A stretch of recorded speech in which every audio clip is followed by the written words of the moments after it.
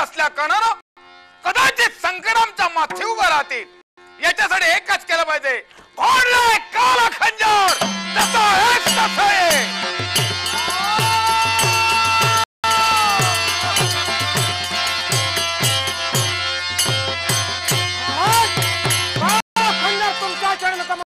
शुभमंगल आशीर्वाद, तुमचा आशीर्वाद मिळालाय, पण नाही या काला खंजराच्या मनाचं समाधान झालेलं नाहीये आणि याच्यामुळे कारणीभूत तुम्ही आहात। तो कसं काय? मी माझ्या कर्तव्यात निमग्न असताना सांगा एकाएकी या काला खंजराला हार देऊन या ठिकाणी का बोलविला? मला एक सांग, कदाचित या तुझ्या राजकर्त्याचा कोणी अपमान केला असेल, काय करशील तू?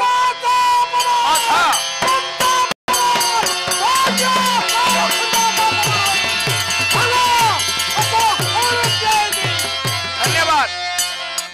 माझ्याबद्दल तुझ्या अंतरी किती आत्मीयता आहे मला जाणून घ्यायचं होतं। नपेक्षा या विश्वाची 5वी शक्ती जन्माला आलेली नाही की 21चा ती अपमान करेल। तरी सुद्धा महाराज आज अशा तऱ्हेचे शब्द तुमच्या मुखातून बाहेर पडतात, याला कारण काय? एकच, मृत्यूलोकाच्या ठिकाणी ब्राह्मणाचा शेवट करण्यासाठी मी गेलेलो असताना भारद्वाज नामक एका महंताची कन्या नाव तिचं मृणाली, तिचं अनुपम्य असं सौंदर्य पाहिलं, तिच्या सौंदर्यावर मी मोहित झालो आणि तिची इच्छा नसताना मी सक्तीने आणून तिला कारागृहात ठेवलंय। मग या काला खंजराला काय करावं? त्या कारागृहासमोर तुला जागृत पहारा द्यावा लागेल। मुखातील शब्द मुखात राहू द्या। म्हणजे महाराज क्षमा असावी, लहान थोडी मोठा घास घेतोय याबद्दल अधिकार आहे, बोल। महाराज तुम्हाला पूर्ण कल्पना आहे, एका स्त्री म्हणून अनेकाच्या जीवनाचा अनाहित होऊ शकतो, अनेकाच्या जीवनाचा ऱ्हास होऊ शकतोय, म्हणून मी तुम्हाला विनंती करून सांगतोय, 4 ब्राह्मण कन्याला तुम्ही या पाताळावरून कारागृहात ठेवलात, तिची मुक्तता करा आणि तिच्या बापापर्यंत तुझ्या जागी जर दुसऱ्या कुणाच्या मुखातून हे शब्द बाहेर पडले असते तर ते माहिती लवण्याचा ठेवता त्याची जीभ मी नवी केलं पहारा तुला द्यावा लागेल आणि मी पहारा देणार नाही। अन्य जबाबदारी या काला खंजराच्या माते सोपवा। नाही असं मी जीवनात कुणाच्या मुखातून ऐकून घेतले नाही आणि नकार ज्याला दिला असेल तो हप्ता चुक्या पुढे असू दे, मी त्याला जिवंत ठेवलेला नाही। कोणत्या तऱ्हेनं या काला खंजराचा शेवट तुम्ही करता? हट्ट आहे तुझा? हा माझा हट्ट आहे।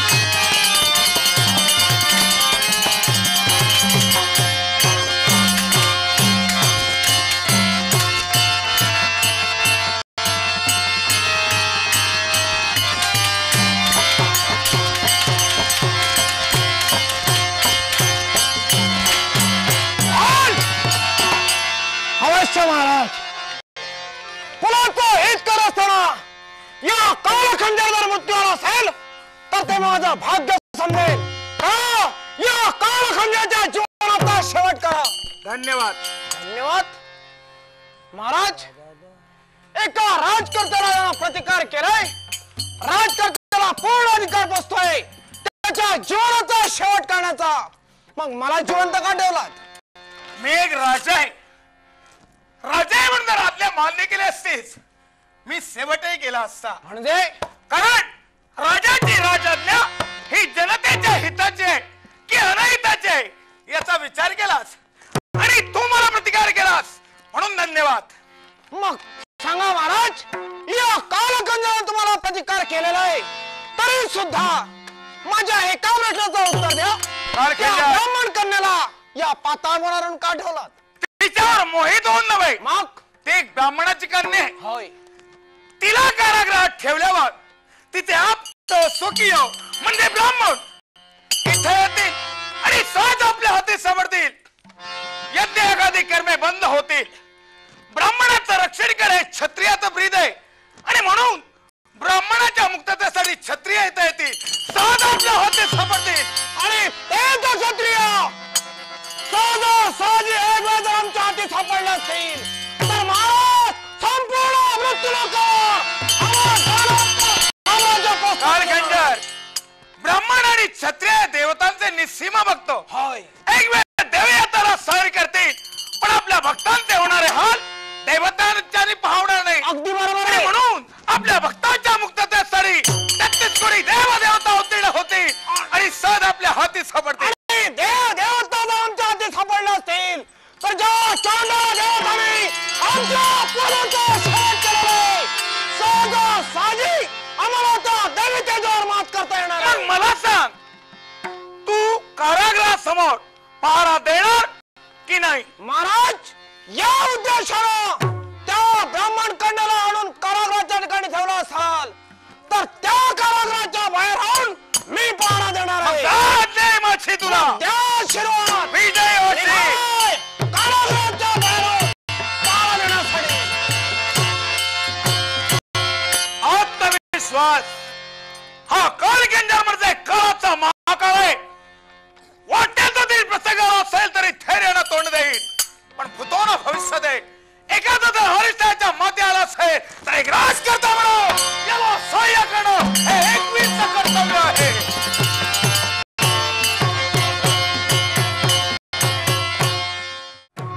दुःखाने तू व्याकुल होत ना, दुःखाने तू व्याकुल होत ना. आठवले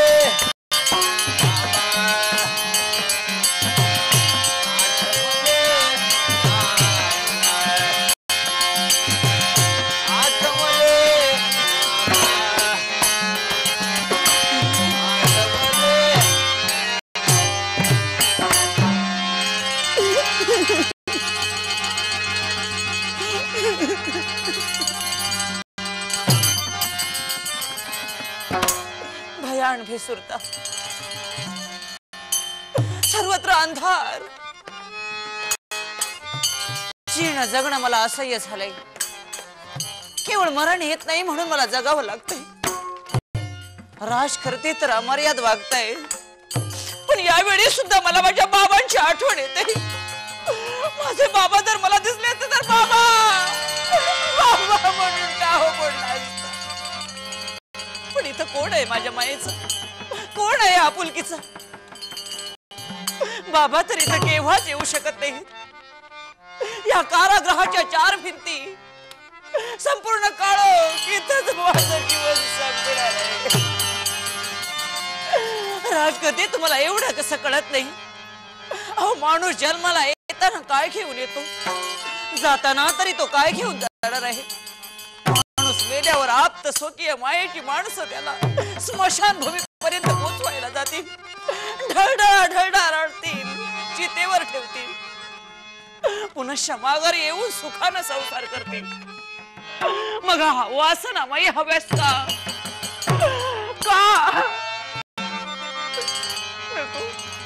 परमेश्वरा, या विश्वात माझं असं कोणीच नाही. मला वाटतं इथंच मरून मोकळं व्हावं, इथंच हे जीवन संपवावं, इथंच जीवन संपवावं. का रडते मी? आज कित्येक दिवस मी रडते, टाहो फोडते, म्हणून कुणी आलंय का?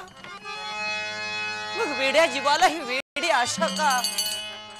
संपूर्ण जर निराशाच आहे, नयन कमलातून अश्रुधारा वाहत आहेत आणि पुन्हा पुन्हा मला जर निराशा दिसते तर रडून तरी काय उपयोग आहे?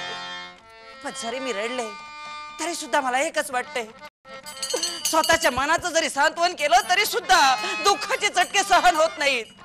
आजपर्यंत स्वस्त बसले पण या विश्वात कोणी वीर नाही. सारी पृथ्वी निर्भीक झाली. काय पाहते यावेळी पाताळाला असंख्य छात्रांचे कारागृह आणि या कारागृहात यावेळी वीर जातीला दूषण देत आहेत. मग यावेळी मागचा पुढचा विचार न करता या कारागृहाचा रेट करावा हेच योग्य आहे.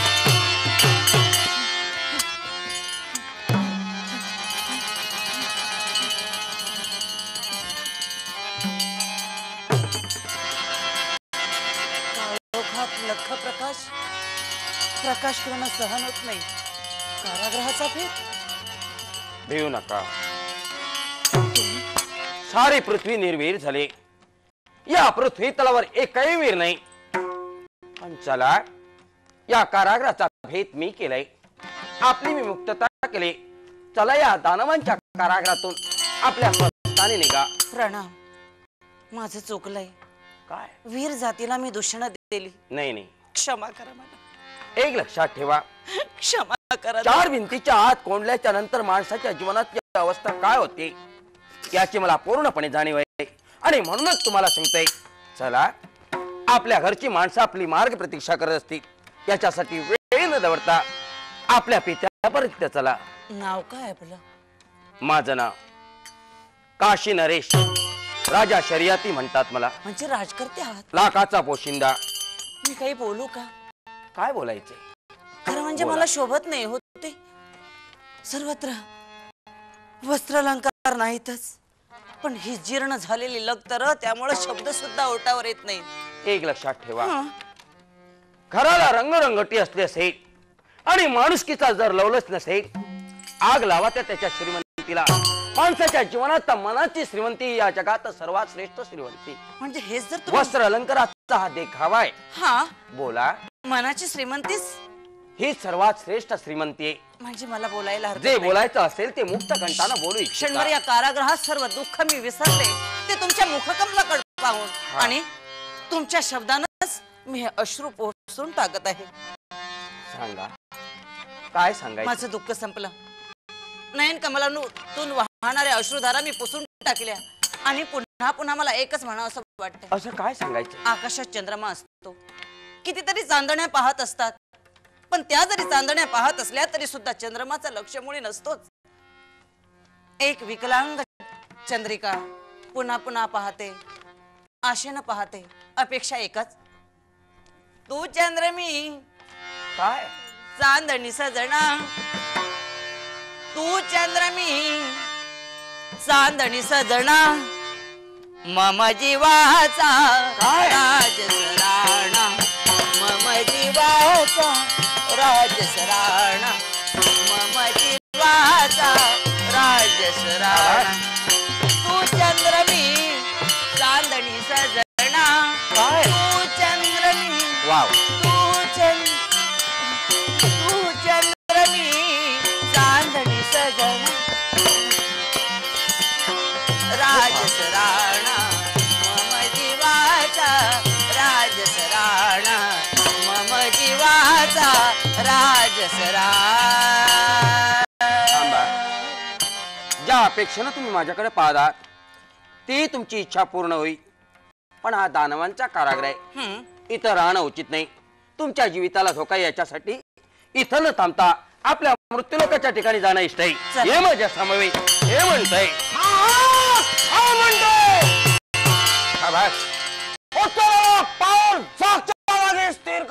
कारागृहाचा भेद केला असताना कारागृहातून मी माझ्या जीवनात माझ्या पुनश्च दरबारी जात असताना मला प्रतिकार करणारी व्यक्ती कोण? प्रतापरावचा सेनापती नाव माझं कालखंड. कालखंड. या प्रतापराव देऊन अनेक वर्ष कारागृहाचा भेद करणारी नाभाग व्यक्ती आपणच काय? अन्य दुसरा तिसरा कोणी नसून हा राजा शर्यतीत पंत आलाय. काशीचा राजकर्ता. जिथं अन्याय होतोय, जिथं अत्याचार होतोय, जिथं अत्याचाराचं अतिक्रमण प्रत्येक जण घडवत आहे, त्याला योग्य ते शासन करणं हे राजकर्त्याचं उचित कर्तव्य आहे. हा राजा शर्यती शारदीय भेद कारागृहाचा भेद तू केलेला आहेस. अर्थात तू तुझ्या मृत्यूला निमंत्रण दिलेलं आहेस.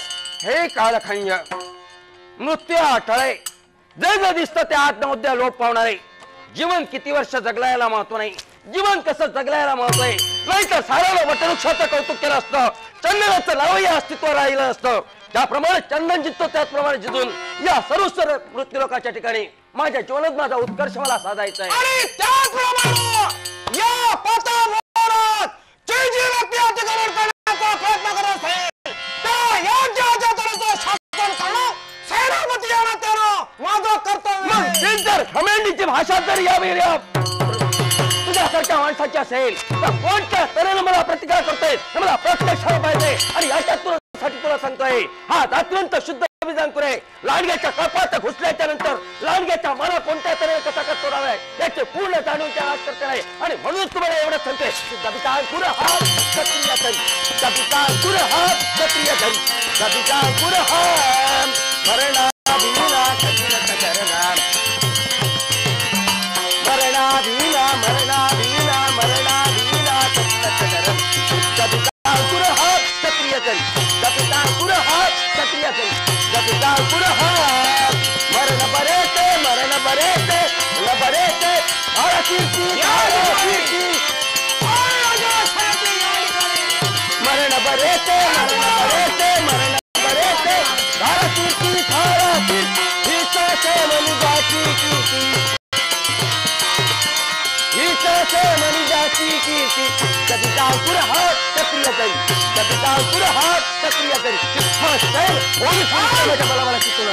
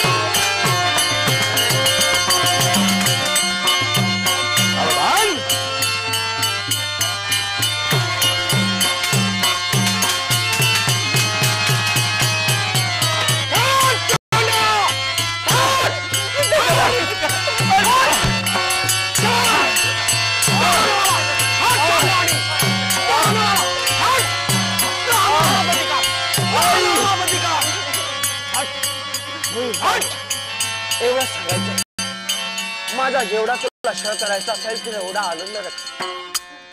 पण त्या गरीब स्त्रीची मुक्तता असा छळ करणं उचित नाही. आणि अशा स्त्रीचा जर तुम्ही छळ केलात तर जास्त दिवस तुम्ही जगणार नाही.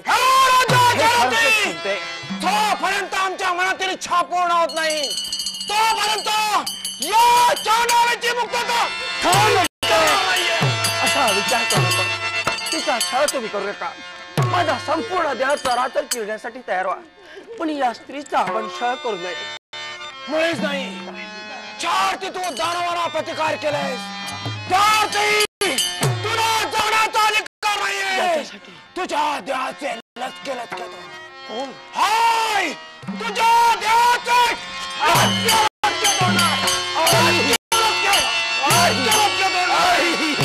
थांबा बघा.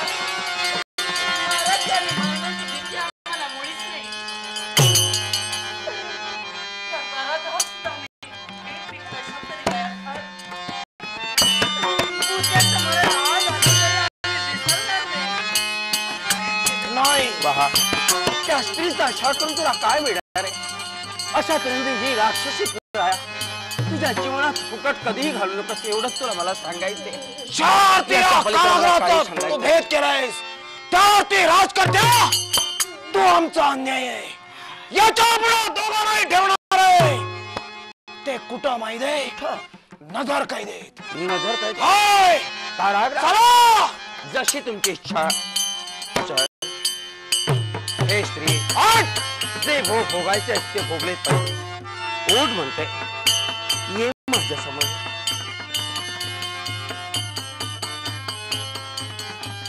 चला. चांडाने मार मार मारिला तरी अजूनपर्यंत माझ्यावर रागानं पाहतेस, पण माझ्या सभेची तुला कल्पना असेल. नावाचा कालखंड आपल्या पोट्या जेवणाशिवाय कोणी जाणार नाहीये. आपलं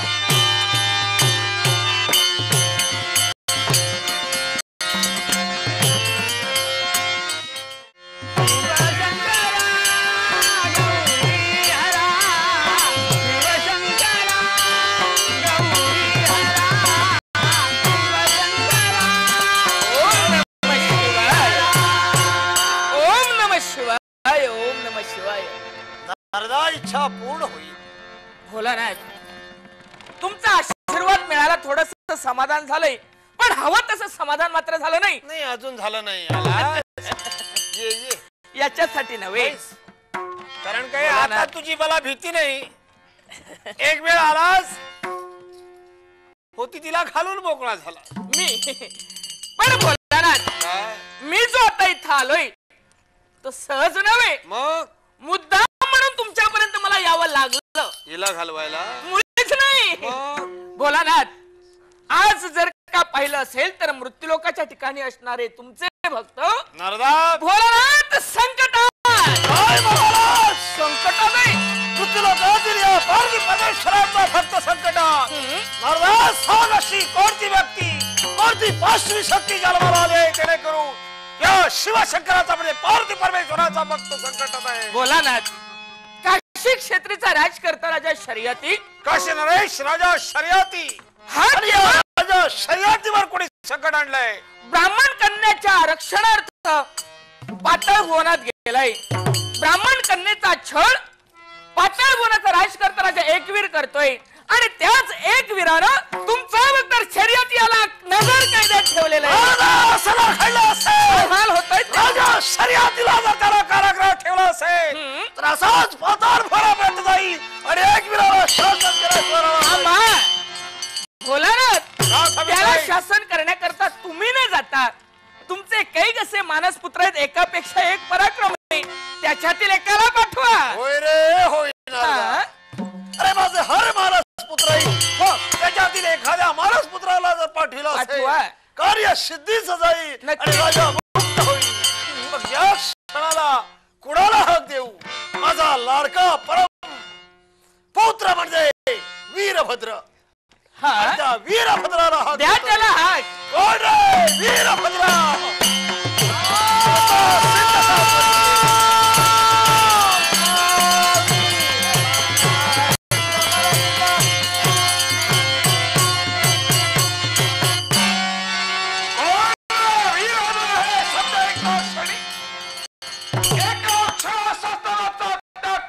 कैलासी धाव घेतली. आश्चर्य एका गोष्टीचं मला वाटत आहे, आज देवान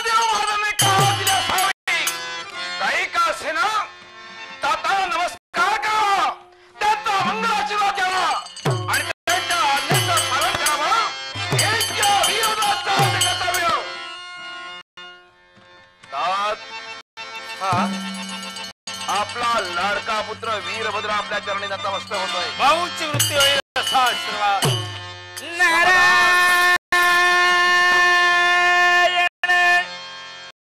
अरे नारद करतो तुला काय नमस्कार. देतो रे तुला आशीर्वाद. दाद मला एक सांगाव.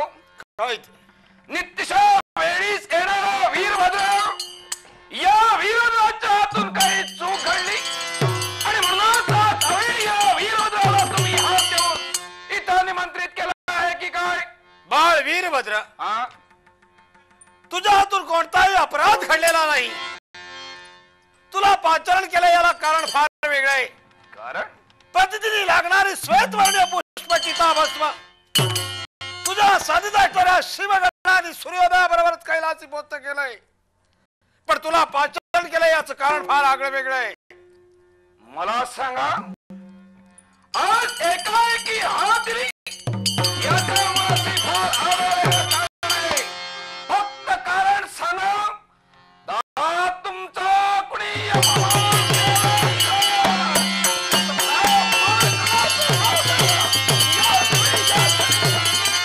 बाळ, या अखिल विश्वात तुझ्या बापाचा अपमान करणारी व्यक्ती जन्माला आली नाही.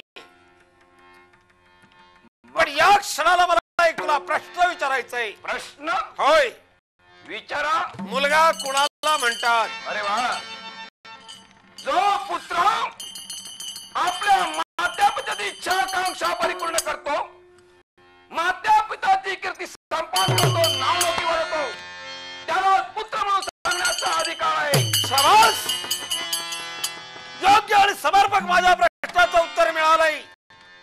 मला आणखीन एका प्रश्नाचं उत्तर हवंय तुझ्याजवळ. ऐकूया. या अखिल विश्वात पार्वती परमेश्वराचे म्हणजे तुझ्या बापाचे जेवढे भक्त आहेत ते तुला कुणा समान? बंधू समान. त्या बंधूवर संकट आलं तर तू काय करशील?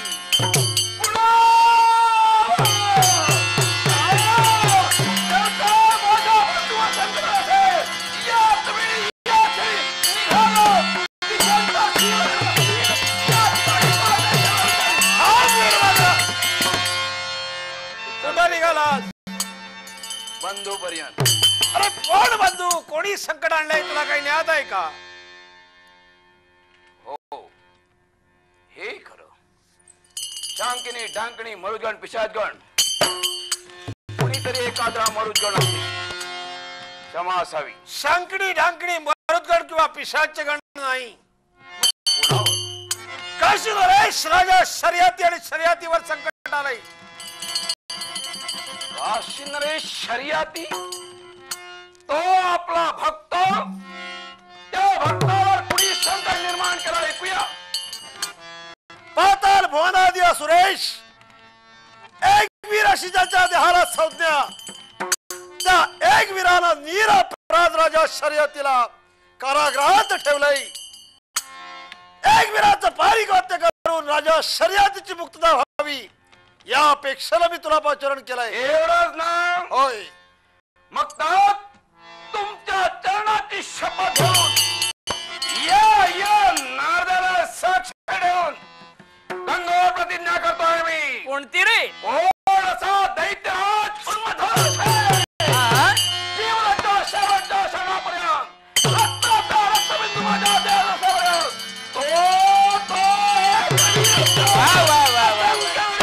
निर्माण झाले असतील त्याला सर्वांना बंद करून या माझ्या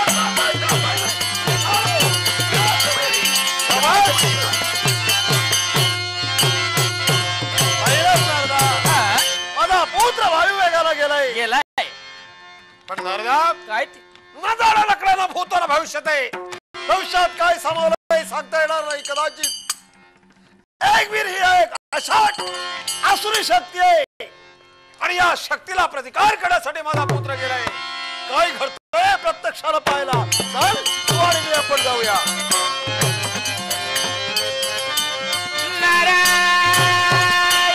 ब्रह्मपुत्र मी नारद कळीचा, ब्रह्मपुत्र मी, ब्रह्मपुत्र मी, ब्रह्मपुत्र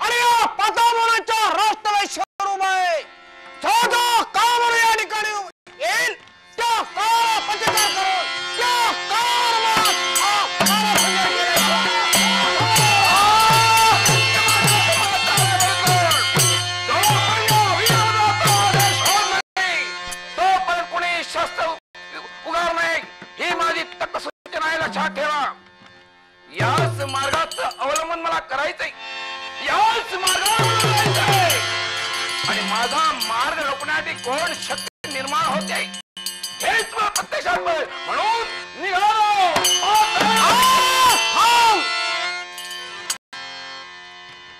कोण आपण?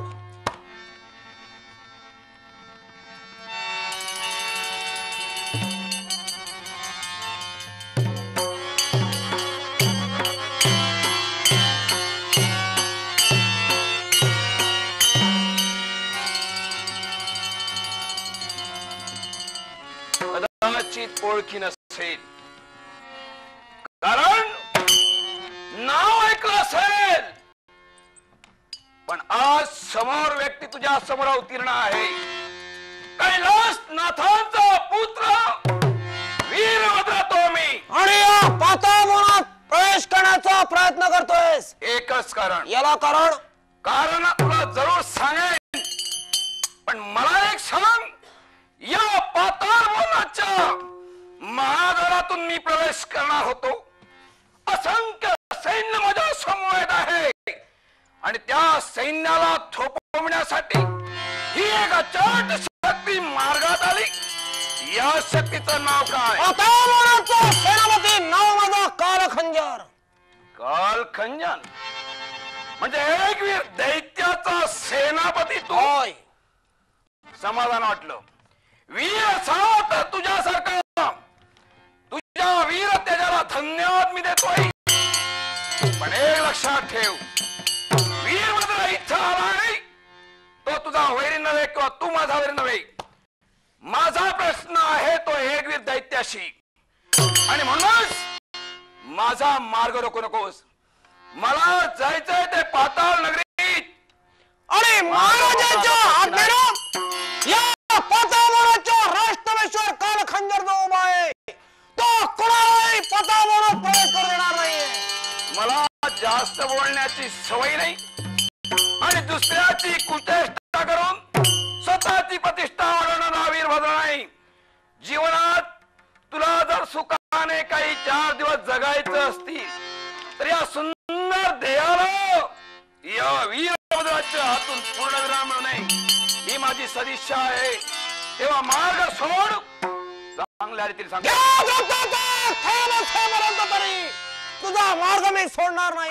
शोभला जातिवंत वीर प्रत्येक वीरानं ध्येयाच्या ध्रुवताराकडे पाहून आपल्या जीवनाचा जहाज हाकाव. परिस्थितीच्या चक्रवाळात जीव तरो किंवा मरो, जातिवंत वीरानं त्याचाही पर्वा करता नाही. खरा शोभला असतो. मग मला सांग, जर का या वीरभद्राला तू या महादातून प्रवास देणार असशील, अखेर शेवटी तुझ्या काय होईल ते लक्षात ठेव. पण हे तर येणाऱ्या जगाला फेऱ्याला तोंड देऊन प्रसंगावर मात केल्याशिवाय प्रसंगाला तू धैर्यानं तोंड देणार आहे. तू या ठिकाणी निर्माण करशील त्या प्रसंगावर. हा प्रसंग तुझ्या समोर निर्माण झाला आहे समोर, आणि या अगणित सैन्याचा कटनायक तुझ्या समोर उभा आहे. तो विधाता अंजनेय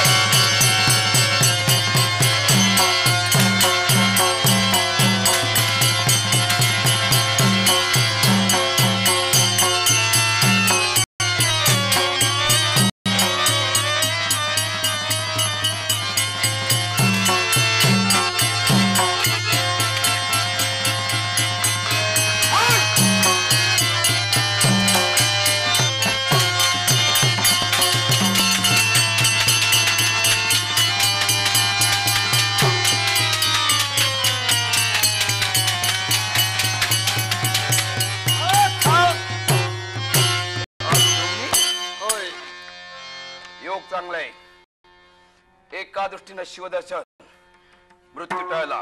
माझ्या जीवनाचा विचार तू करू नकोस. क्षणभर करावा लागला रे. हे कैलासनाथा, आम्हा दोघांचं खंडोबाच्या युद्ध चालू असताना या पाताळाच्या राष्ट्रवेशर तुझं आगमन झालंय.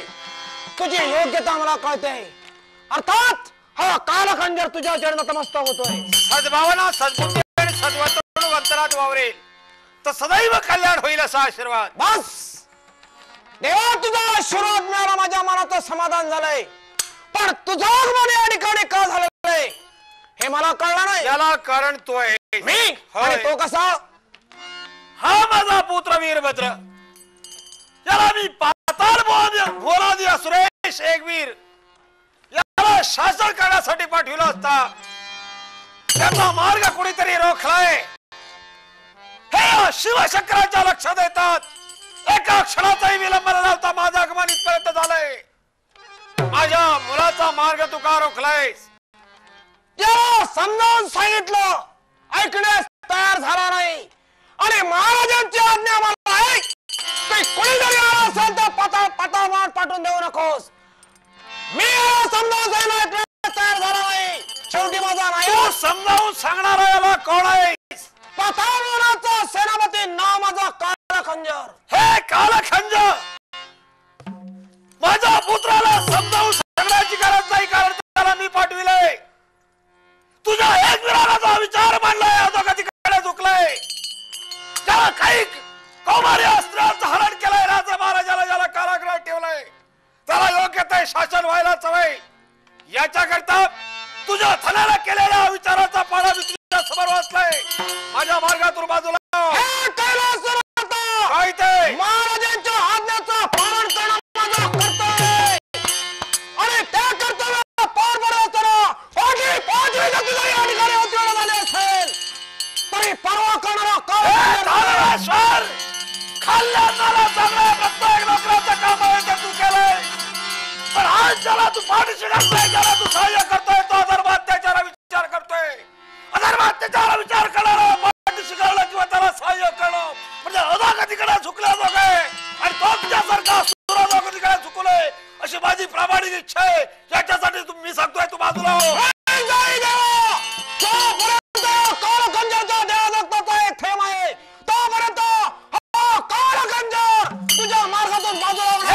कालखंजर सामंतर सपना सामंतर सांगू पाहिलं ऐकत नसतील तर शेवटी माझा नाविला मला शिवशंकर तमाकुडी म्हणतात. माझा तमाकुडी जागृत झालोय. सांगू जर ऐकत असेल तर तुझ्यासारख्या सुराला या क्षणाला मला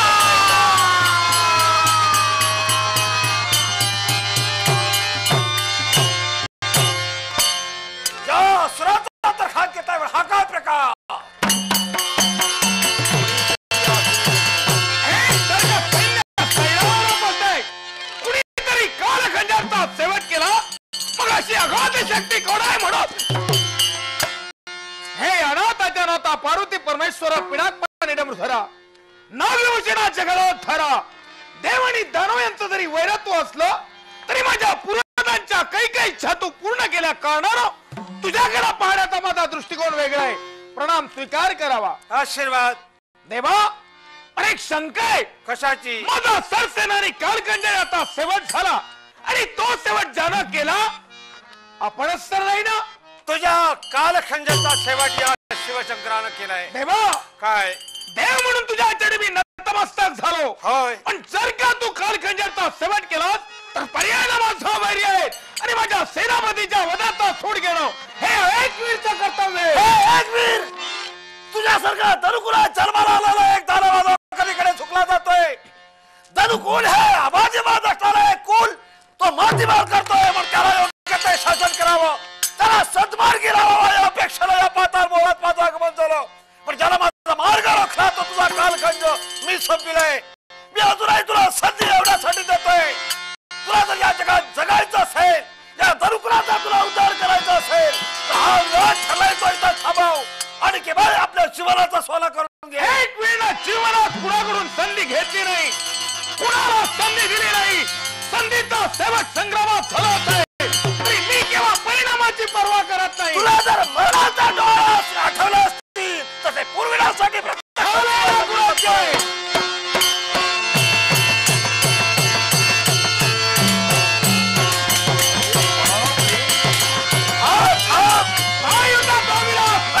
शिवशंकर काय करतोय हे प्रत्यक्षाला पहा. पण या क्षणाला जो एक रावण तुला त्रास देतोय, त्याच्यापासून सावध राहा. कैलासीच्या देवा, युद्धाच्या आहे ना तू माझ्याकडे धुम्रास्त्राची प्रेरणा केलीस, पण मी तुला सोडणार नाही. तुला देवतांचं अस्तित्व या जगातून नष्ट करण्यासाठी कोणता कावड येत आहे. तुम्हा देवतांच्या मागोमाग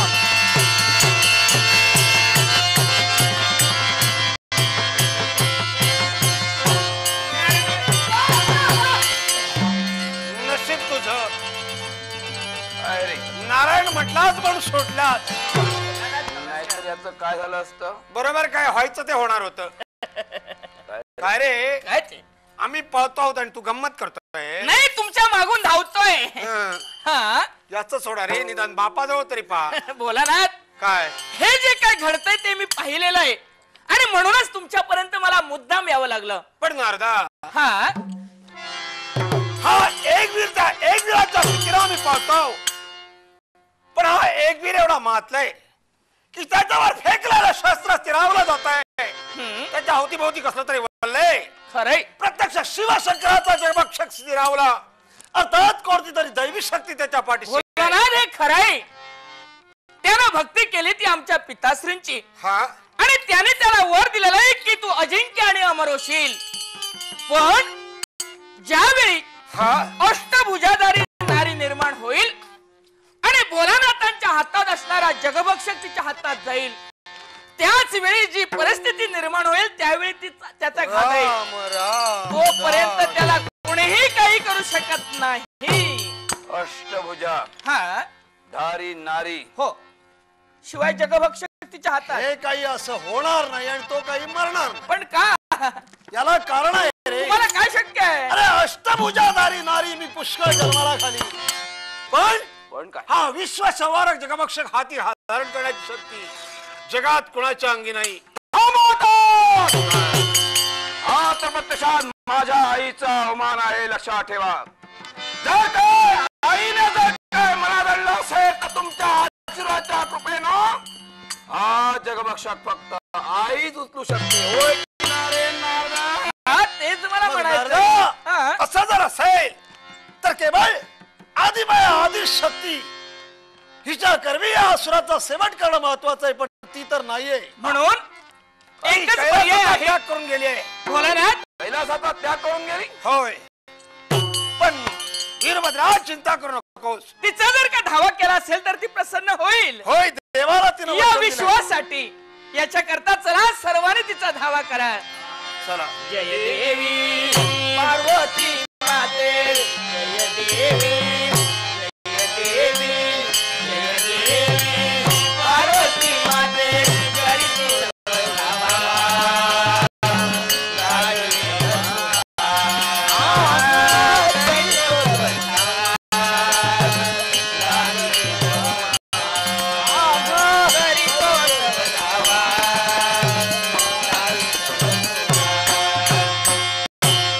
तुझे वाढू किती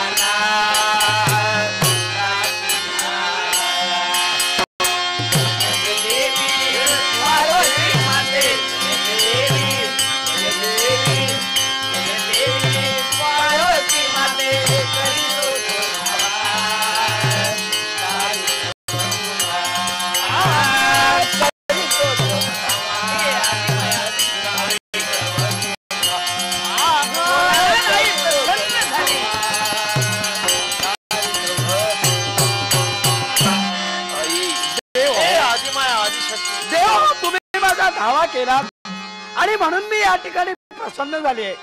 सांगा, असं तुम्हाला देवतावर कोणतं संकट निर्माण झालंय म्हणून तुम्ही माझा धावा केलात? हे महामाई, पाताळ बोनात वास्तव्य करणारा एकवीर नामक दैत्य माजलाय.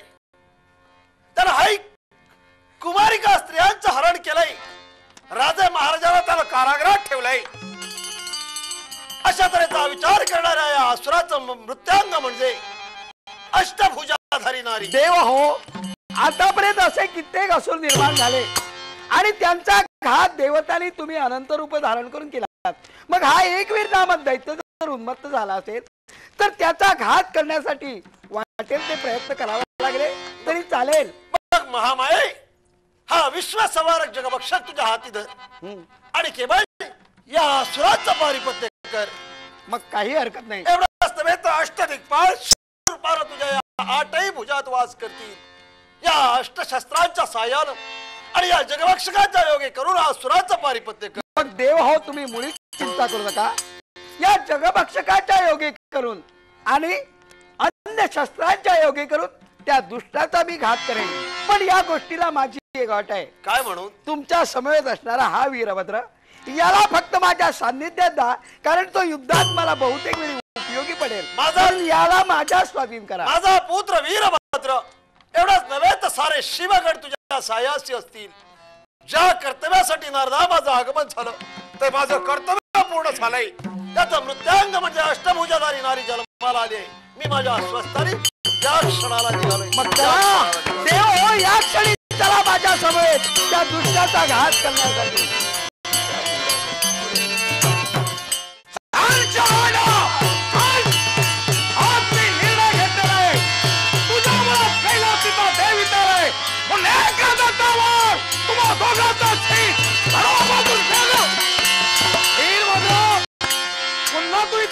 देव तारी त्याला कोण मारेल लक्षात ठेव. कोण कुणाला करणार आहे? एकच हा वीरभद्र इथे आला तो हाताळण्यासाठी. एवढी हिंमत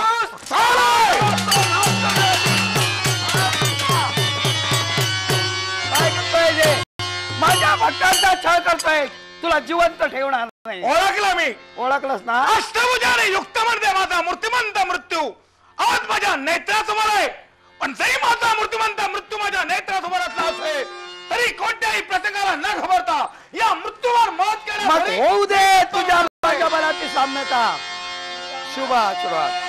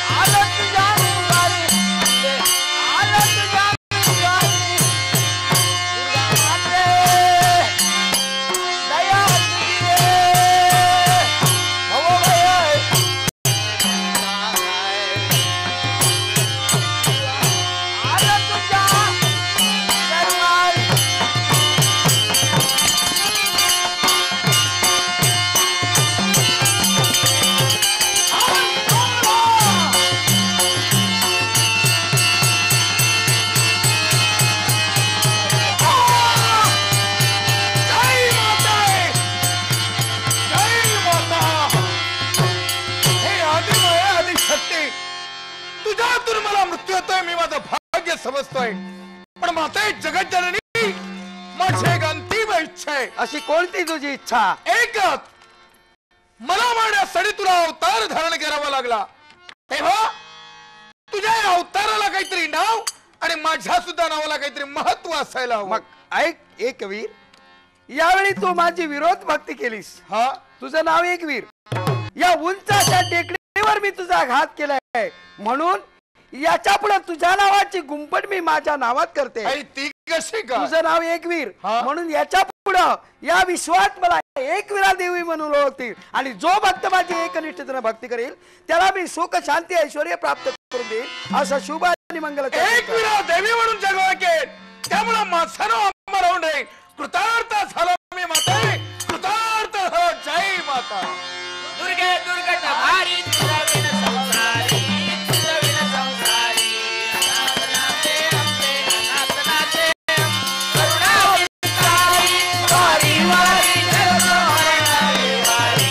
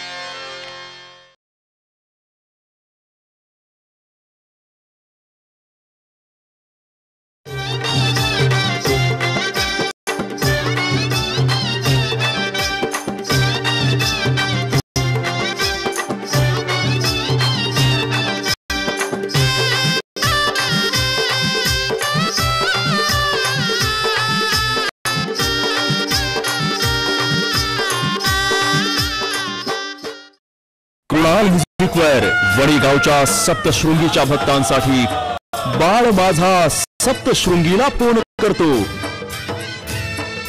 उदे उदे ग सप्तशृंगी, उदे उदे ग सप्तशृंगी, उंच डोंगर आईचा समधीचा ढाया लागलं, सप्तशृंगीचा उदो उदो भक्त कराया लागलं, सप्तशृंगीचा उदो उदो भक्त कराया लागलं. बाळ माझा हो सप्तशृंगीला फोन करतो. चल गाई बनी गडाला, चल गाई बनी गडाला, पाहसारखा हो.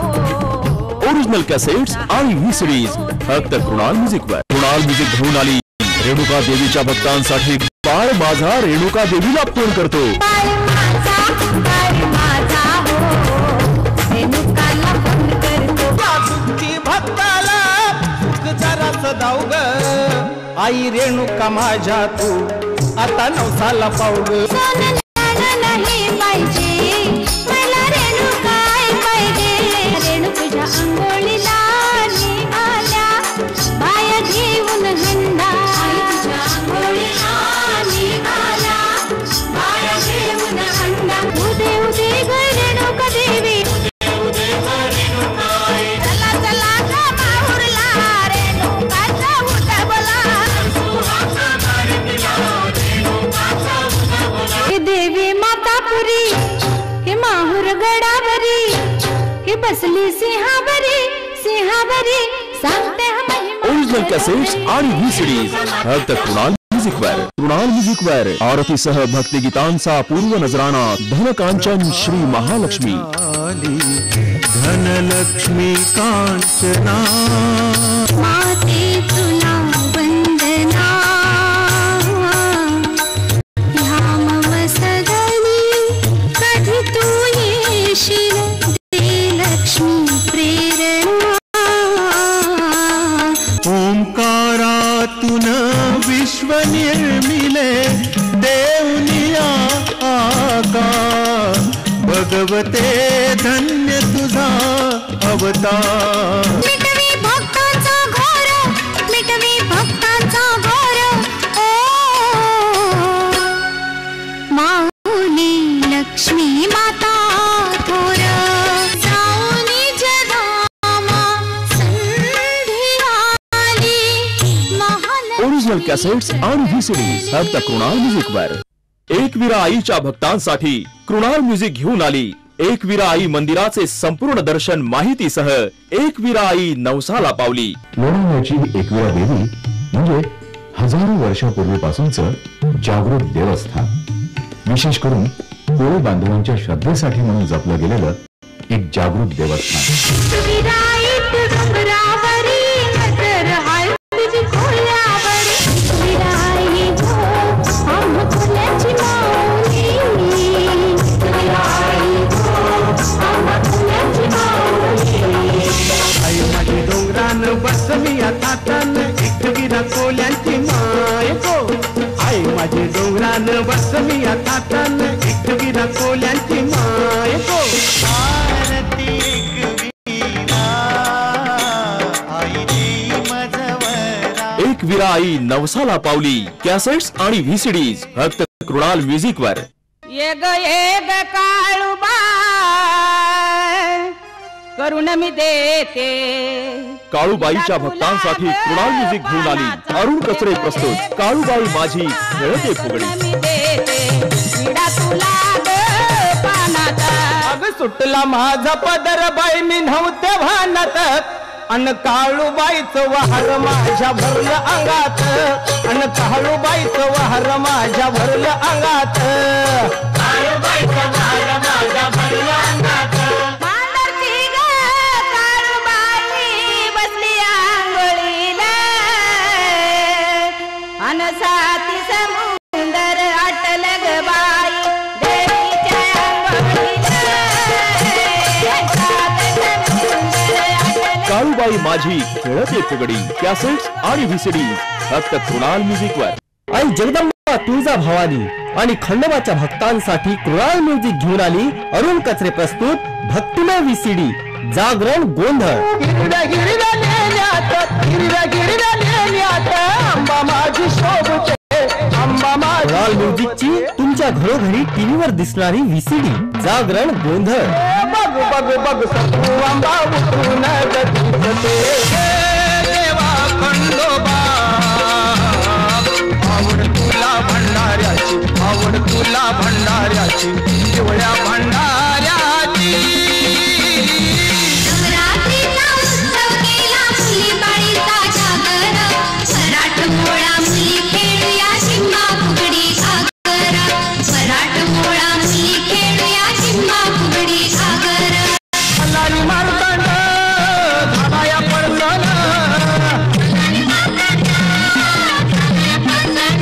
जागरण गोंधळ कॅसेट आणि व्हीसीडी फक्त कृणाल म्युझिक वर.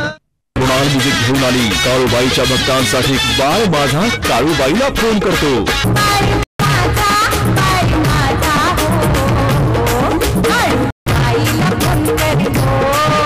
काळूबाईचं चांग भलं काळूबाईचं चांग भलं. आला डोलत आला माझ्या काळूच छबिन आला.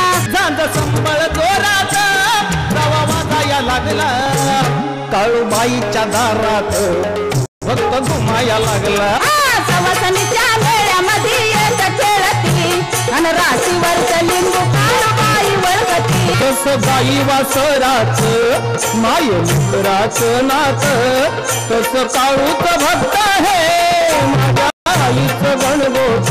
दरी वर्षी काळूबाईला नावी सरिता हो पंढर गावाची वाट करतो काळी माझा हो. ओरिजिनल कॅसेट्स आणि व्हीसीडी फक्त कृणाल म्युझिक वर. कृणाल म्युझिक घेऊन आली आई अंबाबाईच्या भक्तांसाठी बाळ माझा अंबाबाईला फोन करतो. काळी माझा हो अंबाबाईला फोन करतो. तुळजापुराची तो चालाया लागला. आंबा कुपेच सोनं हे जो तो लुटाया लागला. करडी हातावरी ही भक्तीन तुळजापुरी मी फिरते दारोदारी मागते मी चोगवा घरोघरी. कृणाल म्युझिक वर. एकविरा देवीच्या भक्तांसाठी कृणाल म्युझिक घेऊन आली हा वाई तू एकविरा धाव. आई तू एक विराधा माझी संकटी अडकली नाव ग धाव आई तू एक विराधा. एक विरा देवी पहा तुझ्या मंदिराला देवघरची काठी आली तुला भेटण्याला.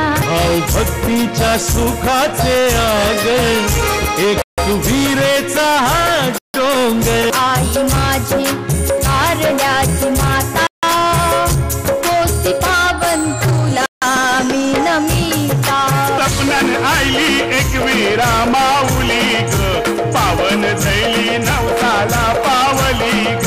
नागमोडी वाट अवघड गाठ भक्ताची ओरिजिनल कॅसेट्स आणि व्हीसीडी फक्त कृणाल म्युझिक वर. कृणाल म्युझिक वर मायाक्का देवीची भक्तिगीत भंडारा उधळा मायाक्काचा. सारी चिठ्ठीला जायाचं माया मला हो पायाचं.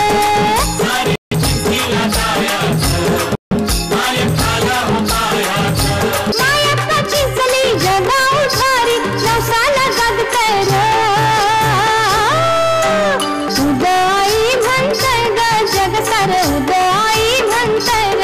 महाशक्तीला जाऊसला बोल मायक्काचा सांग भला. तर महिन्याच्या पुनवला जाऊ मायक्का चिंचलीला. माया का चिंचली गावाला आईचा जय जय झाला. उदग माऊली गजर घुमला आनंद दिशात नाला. मायक्का आई उद्धार होई घासटीचा लागला चिंचली गावचा राजा. ओरिजिनल दोन व्हीसीडीचा संच फक्त कृणाल म्युझिक वर. कृष्णा फिल्म्स अरुण कचरे प्रस्तुत काळूबाईच्या नावानं चांग भलं.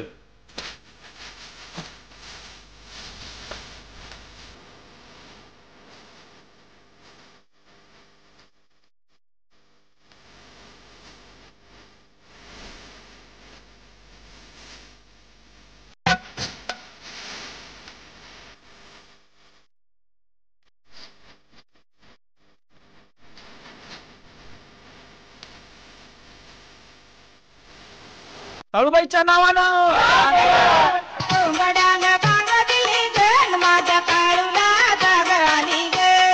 घोंगड्यानं बांग दिली ग माझ्या काळूला जाग आली ग. अरुण तसरे यांच्या निर्मितीतून साकारलेला चित्रपट काळूबाईच्या नावानं चांग भलं.